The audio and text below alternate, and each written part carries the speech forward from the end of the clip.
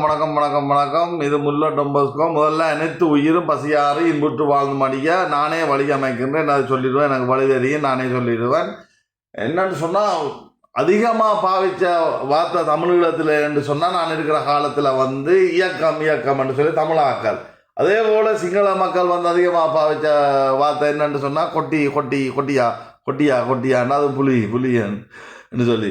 இது புலி இல்லை, பூனைக்குட்டி என்று சொன்னால், அந்த புலி என்ன அதுக்குள்ளே அந்த காலங்களில் இருந்து அதுக்குள்ளே வாழ்ந்து அதுக்குள்ளே வந்தபடியாக புலி என்ற ஒரு வரி, புலி என்ற ஒரு பற்று, புலி என்ற ஒரு பிடிப்பு. அதே போல் தாய்க்கு என்ன குழந்தை என்று சொன்னால் அம்மான்னு சொல்லி அம்மாட்ட இருந்து பிறந்து வந்தபடியாக அம்மான்ற ஒரு வரி போல ஒரு வரி என்று வச்சுக்கொள்ளுங்களேன்.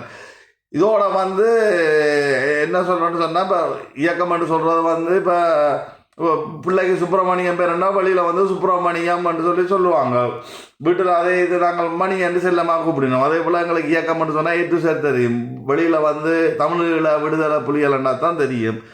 அதை விட்டுட்டு முதல் சேனல் ஒன்றும் தெரியாமல் ஆரம்பம் படிச்சினான். சண்டை காலத்தில் இருந்தான். ஆரம்பம் மட்டும் 5 பள்ளிக்கூடம் படிச்சினான். எல்லாம் சண்டையால் ஒன்றும் தெரியாமல் 2 வருஷமாக எனக்கு தீவிரம் பசியாரையும் விட்டு வாழ்ந்து மடிக்கணும்.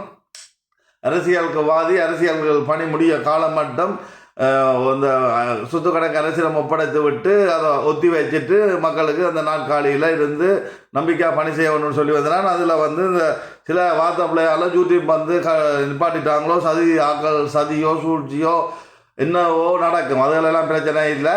அதால் மொகண்டோன்னு வச்சுருந்தேன்னா அது இயற்கையால் ஏவப்படுறது தான் நான் சொல்கிறேன்னு. அதே இயற்கை முல்லை டொம்பஸ்கோ, நல்ல பேர் ஒன்று முல்லை டொம்பஸ்கோ இருக்குது. முல்லை டொம்பஸ்கோன்னு யூடியூப் இப்போ 2 தான் அதில் 2K 3K என்று விழுந்திருக்கு. எனக்கு அந்த எல்லாம் முக்கியம் இல்லை. யாழ்ப்பாணத்தில் ஆரம்பமாவது உணவு, உறைவு, கல்வி, மருத்துவம், பாதுகாப்பு. தமிழீழ மக்கள் அங்கே ஒன்று அடிபட்டு போயில உலகத்தில் எல்லாம் தெரிஞ்சு பெரும் பணக்காரர்கள் எல்லாம் காசு தூக்கி இப்போ முள்ளிவாக்கல் எல்லாம் காசுகள் எல்லாம் தூக்கி எறிஞ்சு கட்டுறாங்க. வச்சு இலங்கையை போல் 20 இலங்கை வாங்கக்கூடிய காசு வச்சுக்கிறாங்க. எல்லாம் மாறினோன்னா அங்கேயே வணிகம் அதுகளில் வர்த்தகம் அதெல்லாம் இலங்கையில் தூக்கி எறியலாம். இலங்கை அரசியல் ஆட்சி நல்லாட்சியாக மாறணும். நம்பிக்கை மாறினா தான் பெறுவாங்க.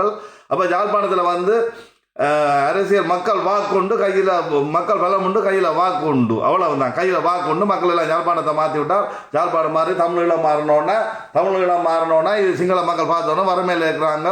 அவங்கெல்லாம் மிக ஏழ்மையில் இருக்கிறாங்க. வெண்ணால் ஆக்களும் இல்லை. அப்போ இலங்கை தீய உலகத்துக்கு பரவ உலகம் எல்லாம் அனைத்து உலக மக்கள் ஆட்சியாக நல்ல ஆட்சியாக வர உலகத்துலேருந்து ஒரு தீய ஒன்றும் வாங்கிக்கொள்ளலாம். 3 நிமிஷத்துக்கு முடித்து யூடியூப்பில் போடுவான். அதில் முல்லை டொம்பஸ்கோ கொண்டு வரும்.